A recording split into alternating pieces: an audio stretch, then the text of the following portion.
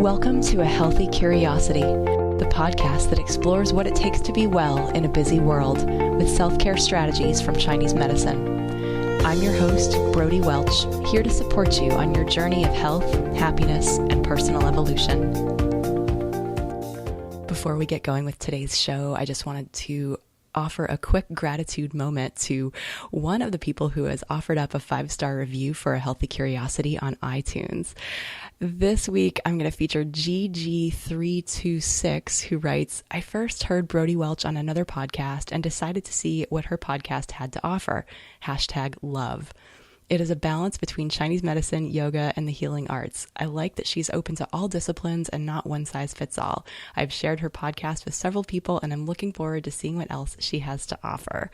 Thank you so much, GG326.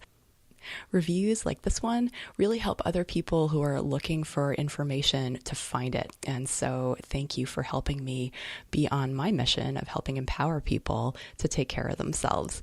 If you are interested in sharing the love, head over to iTunes, click on A Healthy Curiosity, and then move over to the Rate and Reviews tab and share the love. Thanks so much. Welcome to A Healthy Curiosity. I'm your host, Brody Welch, and my guest today is Deborah Wayne. We're going to be exploring some interesting questions around chronic pain, why some people seem to not be able to ever get over a painful condition whereas others can. And we're going to be exploring the biofield, what its significance is for all kinds of body-mind issues. Especially, we're going to explore the issue of where our good intentions don't necessarily match up with our daily actions. So whether that's eating a little too much sugar or having that second glass of wine in the evenings, or even just things that we think aren't necessarily like subclinical addiction, but a relationship that isn't quite healthy, where we're leaning into using something in our daily lives that we've developed an attachment to. Because a lot of times in my work, I find that these are really good clues when we find ourselves doing these things that we wouldn't want our future self to be doing. That's really interesting ground for work and for understanding what's really going on beneath the surface. Deborah Wayne is the founder of the Pain-Free Living Program. She's an internationally known energy healer and pain release expert whose specialty is helping people rapidly remove the hidden causes for pain, depression, anxiety, trauma, binge eating, addictions, and more. She recovered from her own health hell over 30 years ago, and since then has been immersed in the healing arts and meditation. She's also a nationally recognized fine artist, former professional modern dancer, certified yoga instructor, and director of the Biofield Healing Institute. Deborah, welcome to A Healthy Curiosity. Oh, thank you, Brody. I am so thrilled to be here. I am excited to dive in and to pick your brain about this stuff. So let's start with that first question of why some people have to live with chronic pain and others don't. Yes, it is something I run into on a daily basis. People who have literally tried everything. They have tried to figure it out, and they still seem stuck in some kind of pain or pattern or problem. It just won't shift. And what I have discovered is that the number one mistake they're making is they're focused on the symptoms and they're trying to stop the symptoms. They're putting all their energy and attention on the symptom and they're trying to stop it, make it go away. Now, this may sound crazy because, of course, if something hurts, you're going to notice it. You're going to want to stop it. But it's like adding a log to the fire that you're trying to put out. And so what I've discovered over the years of working with so many people, and even in my own journey, we have to go deeper, much deeper, to the hidden roots that are never the symptoms. The root is never the symptom. And I often use the example of, imagine you had an orange tree in your yard, and all of a sudden you notice the oranges on the tree started growing, they were not growing to full size. They were deformed, they were brown, they were misshapen, they were falling off. You knew something was really wrong. Would you take the soil, the nutrients, and the water and pour it over the oranges if you wanted to heal the tree? Of course not, right? We would have to go to the roots of the tree, which are hidden from view. They're usually deep underground. You can't see them. You must dig deeper to find the roots if you're going to nourish the tree and then produce healthy fruit. But Oh, that's so true. And we use the similar analogy in Chinese medicine where that things that disparate symptoms that could be cropping up all over the body, like a digestive thing and an insomnia thing and a fertility thing and a pain thing, and it's all one yes, thing that's connected to that same diseased root. And so like addressing the branches or like pruning each of those branches individually isn't necessarily going to really address the underlying imbalance that gives rise to the whole thing. And it sounds like you're saying a similar thing exactly. that underlying cause or that imbalance isn't necessarily the thing that's showing up. Is that always the case? I mean, like, could someone say like, "Well, I was in a car accident, and that's where my pain came from," and Yes, so it's interesting you bring that up because that is what often comes up about the car accident. However, here's the deeper level to that. Car accidents also don't just happen. We could have car accidents a million times a day, literally, anytime you get in a car. But why on that day? Because there was something going on deeper where, for example, if I've had it happen myself, or a simple example is like if you lose your keys or you're in an accident, if you really get honest and you look at where was your mind, where were your emotions, what I tend to find is that people are not present.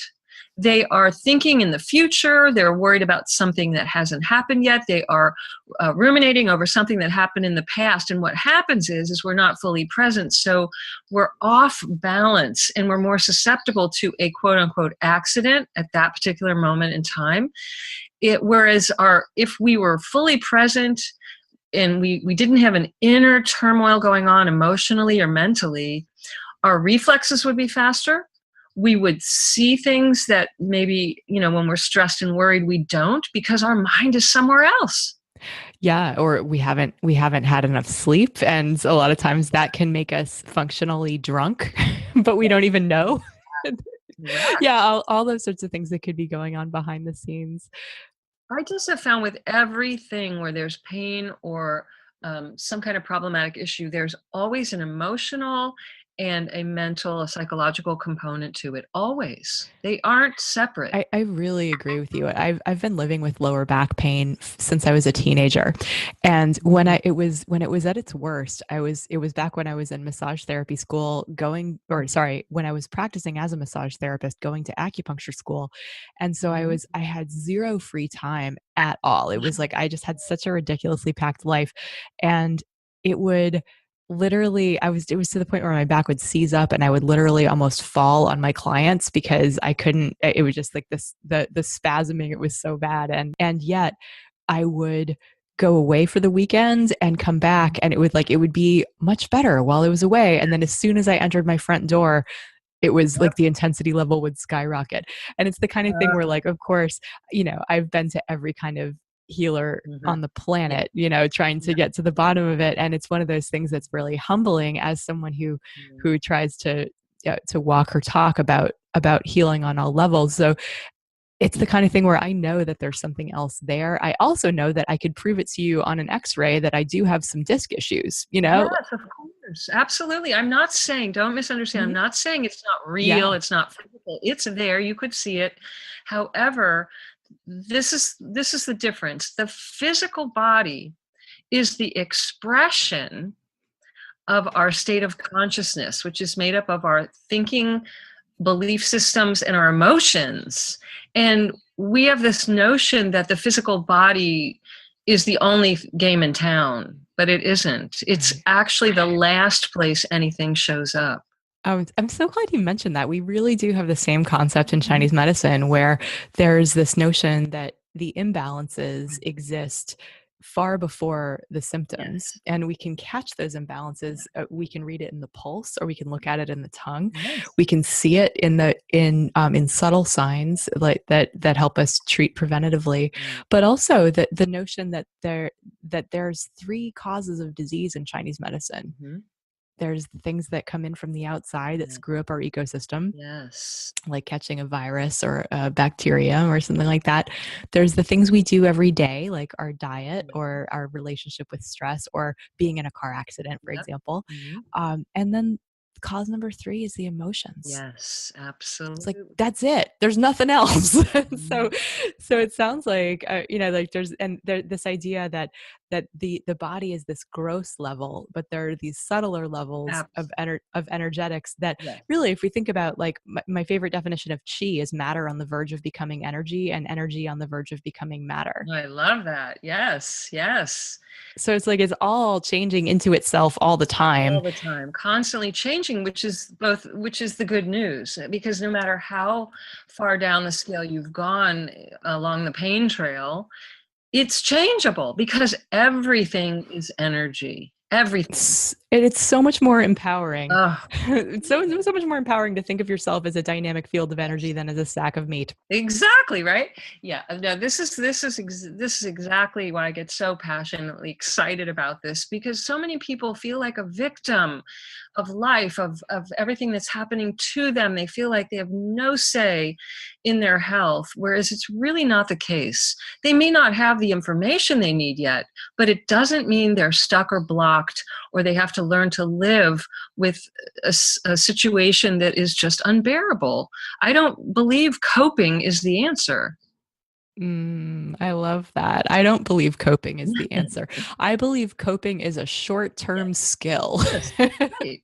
And it's only there while you gather new information and you see what else is possible. And too many people that I've worked with over the years accept a belief system that isn't necessarily 100% true, but they accept it as if it is, and then it is. It acts as if it is. It works that way in their life. They give up. And yeah, and that's really, and when you give up is when you pretty much are destined to stay stuck. That's right. That's right.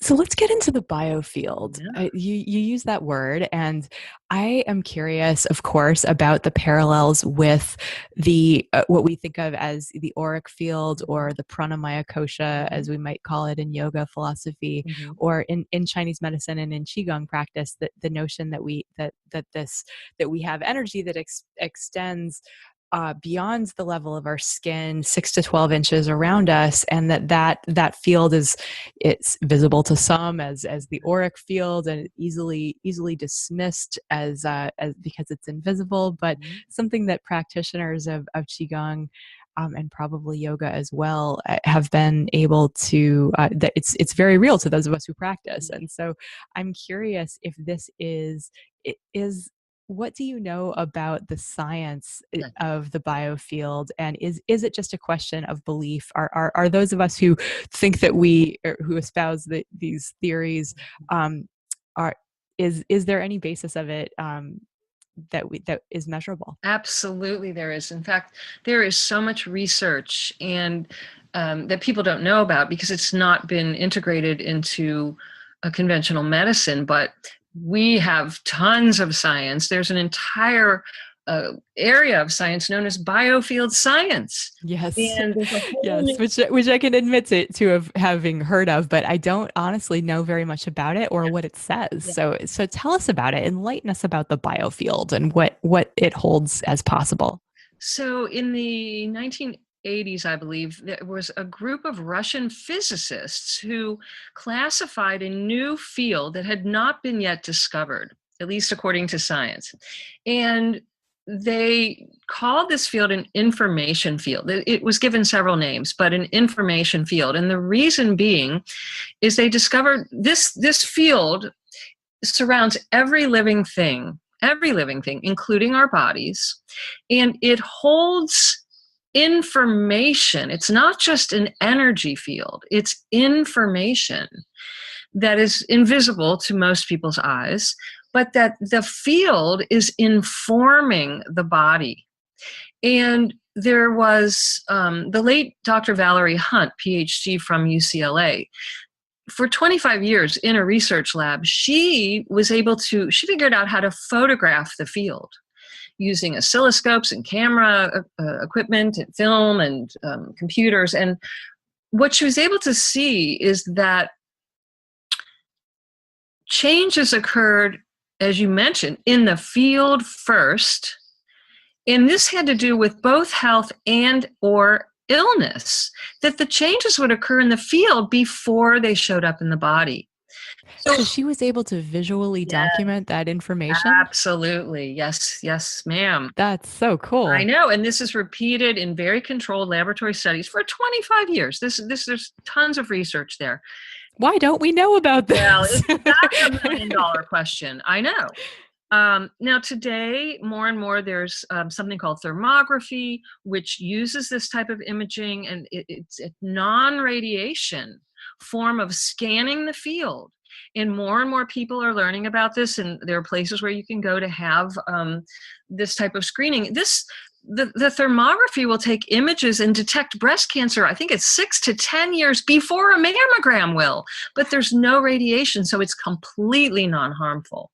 Yeah, we did an episode on thermography early back in A Healthy Curiosity. If anyone's interested in that, you can feel free to probe the archives, because it really is amazing how a risk-free, non-invasive therapy that shows us what's going on energetically well before the changes take place.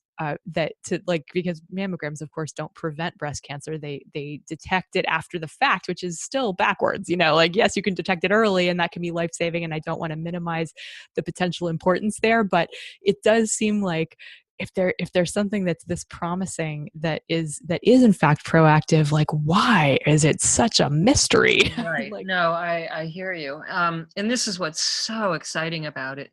And in fact, the NIH actually is who coined the term biofield. So they've studied this too. Now, they're not necessarily on board with the whole idea of chi and prana and life force in the way that you and I in Chinese medicine and Ayurveda might be, but they have studied it. There's research, and it's on their radar. And there's so many scientists I could quote name after name, but Beverly Rubik is one of the very leaders in this frontier science with biofield science. And she's published books and white papers. I mean, the list goes on and on. But we know for a fact that based on principles of physics, and this is, I think, where the disconnect is, most of modern medicine doesn't look at physics. They look at biology. And physics explains very clearly that everything is energy, and the particles and waves are constantly changing form from particle to wave, and that our bodies, which look like a solid mass, are nothing more than a mass of vibrating particles of energy. And I would go so far now, from what I've learned, to say it's not just energy, it's information. And when exactly. you look outside at space, it looks like all this empty space. And I believe the universe itself is something like 95%. It appears to be empty space, not physical matter. But what we know from physics is that this space isn't empty, it's filled with information. And so we're constantly receiving and giving information. We live in an ocean of information. And as you mentioned earlier, for most people, it's unconscious. They're receiving information all the time. I mean, even just eating food, that's a form of information communication taking place. But there are more subtle levels of information exchange going on all the time. And until we become conscious of this and how to work with this, it's happening to us. And that is partly why people feel like a victim. So, Mhm. there's electromagnetics that are affecting us. There's air and water and food and thoughts and emotions, which are the subtle levels of information that are superpowers. And people have not yet learned how powerful their thoughts and emotions are. And so this biofield um, it's like having a recording device that's turned on 24/7 from what I believe before you even are born. And it's recording everything that has happened and creating imprints that are either harmonious or disturbances in your field. So one more thing, and then I'll be quiet. I believe our state of natural health is, our natural state is a state of health. It's not disease, it's health. But these disturbances, which are just, it's disturbed information that clouds over our natural state. And I couldn't agree more. Like that, the body always wants balance, and health exactly. is something that every organism on the planet is striving for homeostasis all Yes. the time Yeah. and correcting imbalances in that field. So I actually really appreciated that that soliloquy there. I think it's all really good information. You are a powerful being, and it's really hard to feel that way if you're stressed, overwhelmed, or routinely overriding your body's cries for rest, nourishment, movement, and joy. You deserve to make time to take care of yourself and to enjoy your life, not just get through the day. If you are ready to stop putting yourself last on your own to-do list, you're invited to claim one of the last few spots for the May round of Level Up Your Life, my transformation incubator. We focus on the basics of self-care, but the kind of evolution people experience goes so much deeper. They talk about having more confidence in expressing themselves, finding their voices. They feel stronger, lighter, happier, clearer, and way more stress resilient. Like Rachel, who shares, I'm feeling more comfortable and present in my body, and I can feel the empowerment that comes with that, both physically and also in terms of strengthened boundaries. Thank you for this and for keeping me on this journey of learning, deepening, and growing. It's really an incredible community of conscious women who are serious about showing up differently in the world and living in alignment with the person they know themselves to be. So if you're ready to start living powerfully, I'd love to talk to you. Head to brodywelch.com/level-up and schedule your free call. We'll see if it's a good fit. Now back to the show. I want to bring it back to how we can work with it, how we can stop feeling victimized by or powerless over it.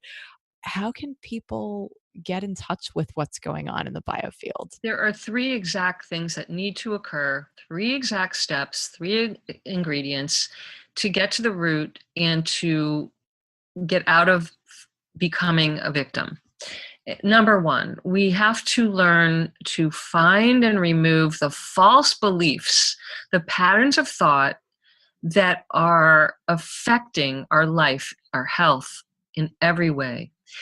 We have to, number two, find and release the emotions that are often a result of those false beliefs that get stuck in the body as patterns of tension and holding and literally create dis-ease. We have to learn, most people are not even aware that they put their emotional reactions in their body and they hold it there. They're trying to resist it, as I said earlier. So it gets stuck and it causes pain or a pattern. I see that all the time. Yep. I mean, like that, just that the body is the repository for what we're not dealing with Exactly, right. in You know, of life. course, from massage therapy. I mean, Yeah. why do people adore getting a massage? Because Yeah. they've been holding on to something. They either suppress, repress, deny, and it gets stuck. Yeah, and acupuncture too. It's like Yep. we have a very sophisticated way of figuring out or suspecting Yes. what kinds of things get stuck where, Yeah. and to be able to release it on that level. But a lot of times it's like, just that persistent pain. Yes. Like getting back to what you were saying at the beginning, it isn't something to beat into submission. It's something to get curious about, Yes. because it's often, and a lot of times it's not like a one-to-one. Like I get a I get irritated by the idea that there's a book you can just look up, like, I oh, know. well, pain in your hip means this. Right. And it's like, yeah, that's a vast oversimplification. It really is. And everyone's looking for the one thing, and it isn't Yes. usually one thing. It's a compilation, it's a pattern. Yes. And here's the beautiful thing. The third ingredient that really speeds up this healing process, and which I feel is like acupuncture on steroids, is working in the biofield. Because what I've found is that most people are very unconscious of their belief systems, of their predominant patterns of thought, and of their predominant emotional states. And some people have turned their emotions off so much and gone into their intellect for so long, they're not even aware of what their emotions even exist. They literally go numb. I see symptoms of numbness all the time, and it often is related to a complete emotional suppression. But when you work in the biofield, and this is something anyone can learn to do, the biofield helps you access without talking, without digging in a left brain linear way. It will access unconscious information that could have been imprinted way back when you were a little child and you didn't even know something had a profound impact on you in a negative way. And it will help bring up this information because it's all energy, remember? It brings it up and it moves it out. And it can do this instantaneously in many cases.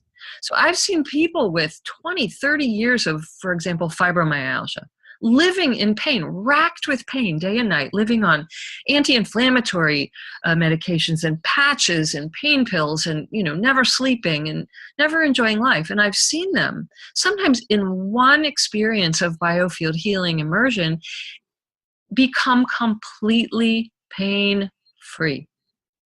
That is It phenomenal. really is. And I believe truly possible based on what the things that I see people recover from it, that just being willing to explore Yes. that kind of a modality. So in terms of, you said anyone can learn to Yes. do it. Yes. Is it about reading auras? Like, do we need a No. special gadget? Like No. how does one learn to read the biofield? So this is an inner technology, not an outer technology. It requires no equipment. You do not have to be a psychic. It is not a gift that was bestowed upon me and no one else. This is actually, again, an inner technology that people are unaware that they even have. And it's not a technique. This work that I do with Biofield Healing Immersion goes beyond technique. It's learning to access a state of consciousness. It's learning to put your awareness and focus it in a certain way. And I'm able to teach people how to do this very rapidly, actually.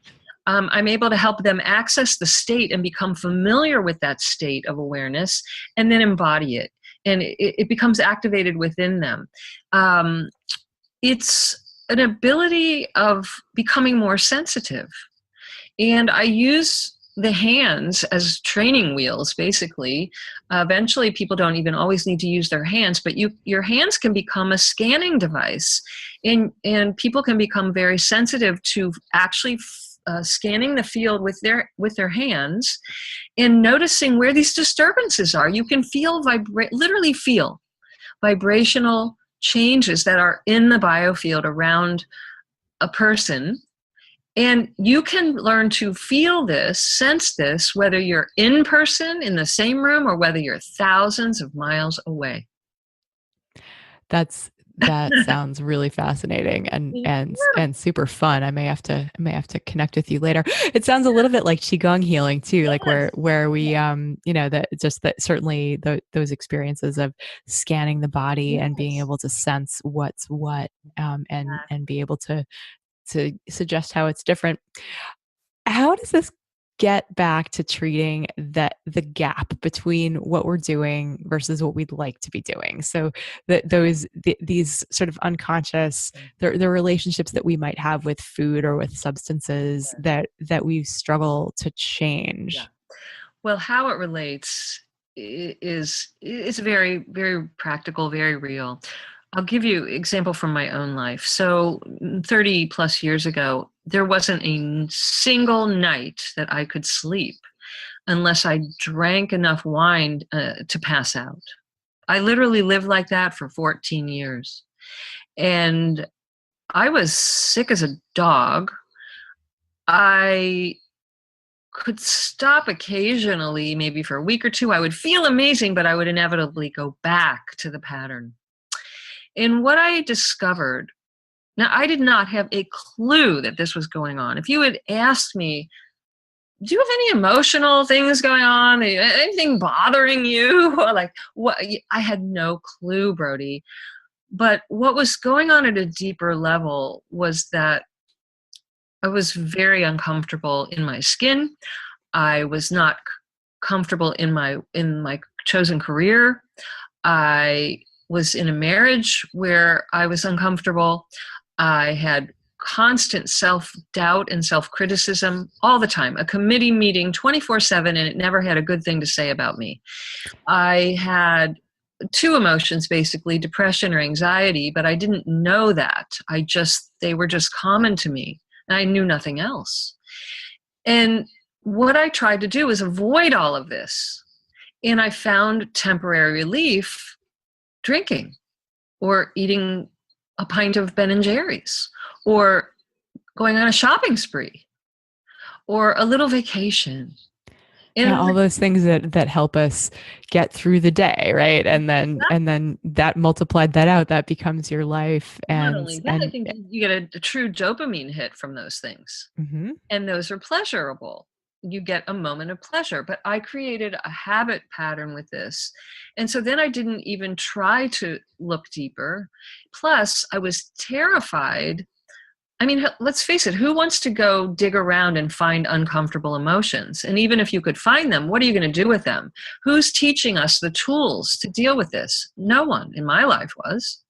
Yeah, it's sort of, I think, in the realm of spiritual teachers, Yeah, that like I can think of a lot of Buddhists. I can think yes, of that were it's something that certainly I try to share with my patients about, this just abiding with something painful. yeah, There's mental health counselors, like there are people, but if that's your life, right. like then it's, yeah, like that, having a step-by-step process, having Yeah. support around that is another thing And entirely. taking the stigma off of it. See, there's a huge Yeah, amount of judgment that somehow these quote unquote emotional issues um, make us weak. exactly. I was just thinking that same thing. There is a huge stigma of like, well, what's wrong with you? Everyone else has their shit together, and it's like Right. totally not true. We just don't see it. And I was taught, I bet you were too, get back up on that horse. Oh, Don't be a exactly. quitter.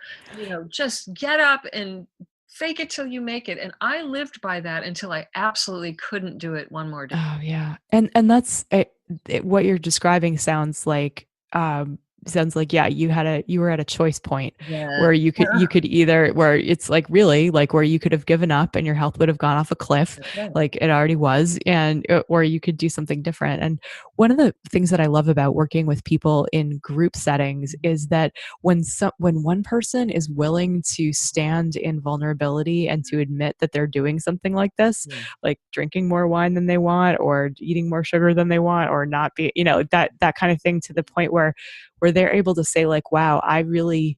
I've been doing this for too long and I don't know how to get out of it. Yeah. Then like five other people raise their hands, like, I'm me too. Oh my God, I'm not the only one. No, it's so common, as I'm sure you see in your programs just like I do. I mean, so many people are suffering it silently. And as you know, when we keep it a secret, it builds the feeling of shame and embarrassment around these things. We isolate, we tend to pull away at the very moment we need to lean in and really share and reveal these things in a safe, of course, appropriate environment. But most people pull away, and then they start to push people away, and they actually create a deeper, a more severe situation as a result of it. Well, who wants witnesses to I the know. things that we're ashamed of, right? I can think about this for myself. It's that, that there is a level of perfectionism, and a level, even if we're not perfectionists, Yeah, there's a level of just like who we want to project ourselves as being into the world, and that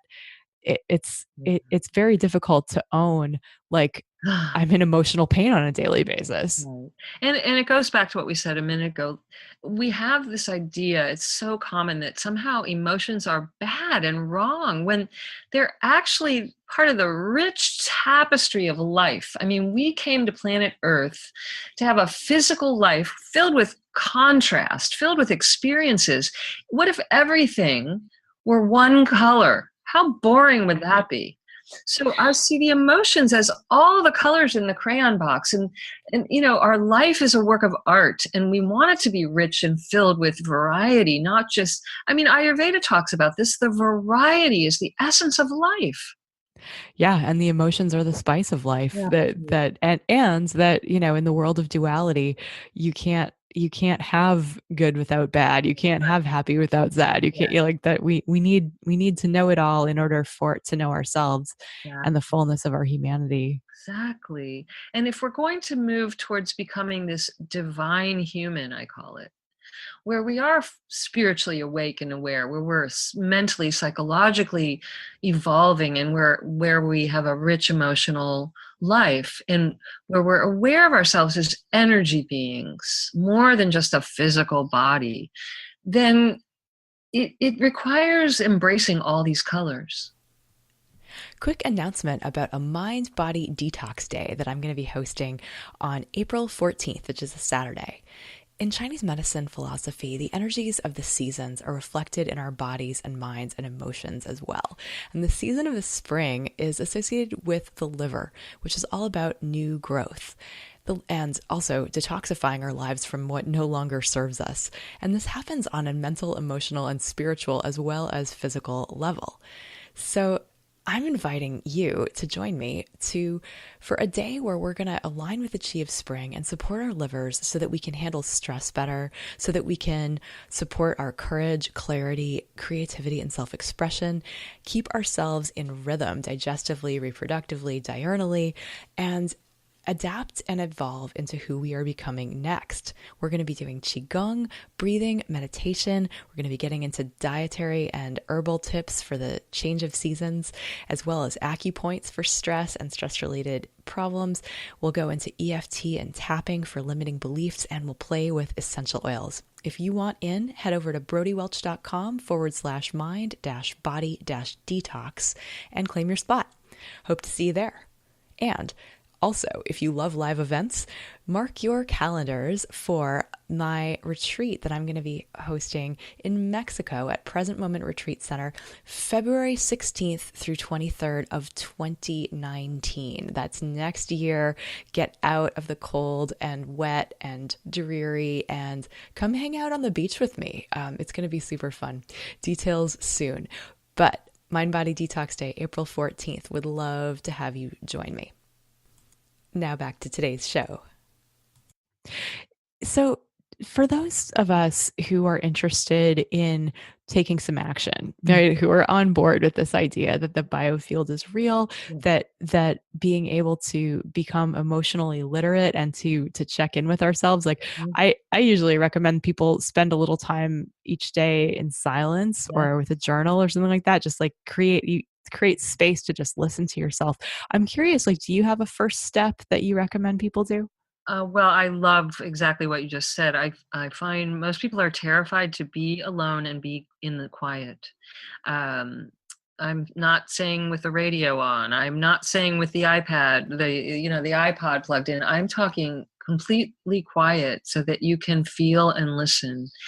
And um, different people find different ways to access their inside, their inner technology, their inner blueprint. And sometimes nature can be a really powerful catalyst. Just sitting in nature, staring at nature, being in nature, it has a frequency that we need to get back in harmony with. And because people are rarely outdoors, especially they're not outdoors barefoot, they don't connect with the earth's frequency. And so that's a very rapid way of quickly getting back in touch with a state of being. Nature is not struggling, it's following its blueprint. The roses are not around complaining and wishing they were oak trees. The humans, the smartest beings on the planet, supposedly, we're the ones with conflict. Exactly. We need to just connect with nature more. And, but some people find that inner knowing and the inner listening happens when they are creating art, for example. Is another powerful portal into this world. Sometimes music can be a catalyst. or just taking a walk, some form of movement. I find the body needs to move, and that if you do, it doesn't have to be heavy duty exercise, you don't have to become a triathlete. Gentle stretching can have a profound effect in bringing up awareness that has been stuck in your body.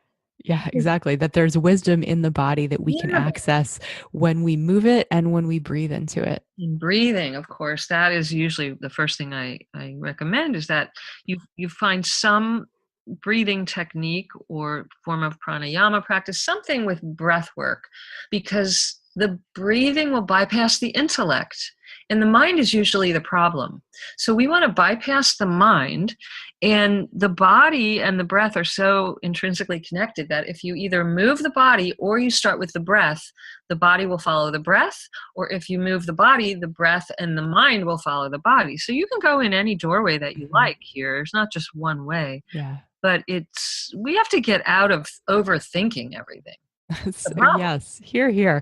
And it's funny because I interview a lot of functional medicine doctors for this podcast, Yeah. and it can be really easy for me to get away from what I feel is true from my Chinese medicine yoga orientation, Yeah. which is that we're not just these physical beings, and even just looking at the body and its systems and its interconnectedness Mhm. in through I have a lot of respect for functional medicine and for like what we can learn from lab tests, for Yeah. example.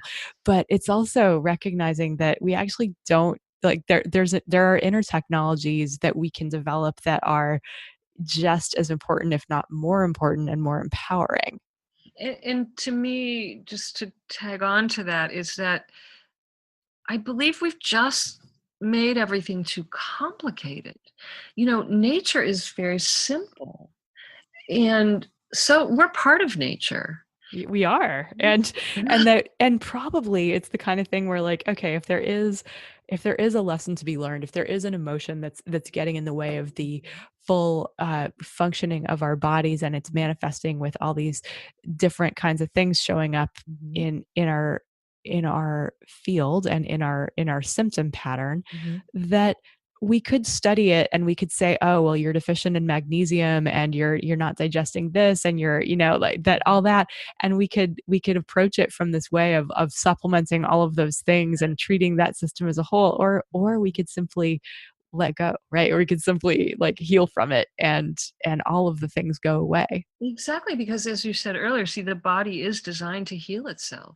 It knows what to do, but if we keep providing it with the outer technology in whatever form, then it turns off. It stops producing our body's like a pharmacy of everything needed. But if we keep giving it to the body, it's like going to the gym. If you stop going, your muscles stop knowing, they stop, the muscle memory stops. You don't maintain that ability. Exactly. Well, this has been a truly empowering conversation that I've really appreciated. I'm wondering if people want to work with you or if they're interested in learning biofield healing immersion, what's their next step? The next step is definitely reach out to me at www.biofieldhealinginstitute.com. There's also a free gift at the website, which is an MP3 that can be downloaded to any device, and an e-workbook that will go even further into this discussion of the hidden reasons for pain and symptoms of all types, and a demonstration session of the biofield healing immersion. So you will get the left brain linear information plus the right brain experience, and you really want to check that out. And then just email me from the site. I would love to hear from you, and I or one of my team members will get back to you. We'll be happy to answer your questions, and you can read about the different programs that I offer, and just be such a pleasure to connect with your audience. Deborah, thank you so much for sharing with us today. I have really appreciated the conversation and I'm inspired to learn more. Thank you for having me. You're fantastic, and I'm just so grateful to you. Thank you. Thanks for listening today. For more episodes of A Healthy Curiosity, you can visit the iTunes store. If you appreciated today's show, please leave us a review. This helps other people to find the podcast. You could also head to brodywelch.com, where you can find free self-care resources, learn more about Chinese medicine, and let me know what you'd like to hear about on future episodes. I'd love to hear from you. Till next time, be good to yourself.